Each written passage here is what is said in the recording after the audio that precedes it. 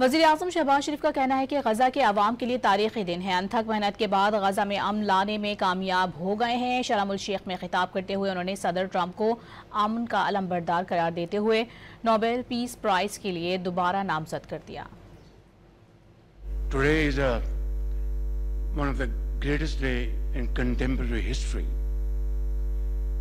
because peace has been achieved after untiring efforts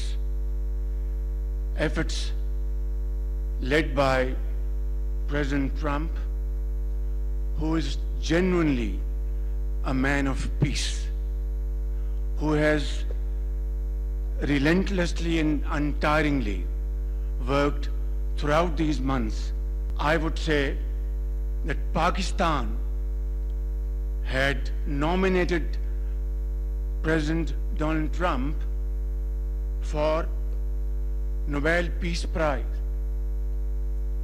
for his outstanding, extraordinary contributions to first stop war between India and Pakistan and then achieve ceasefire along with his very wonderful team. And today again I would like to nominate this great president for Nobel Peace Prize.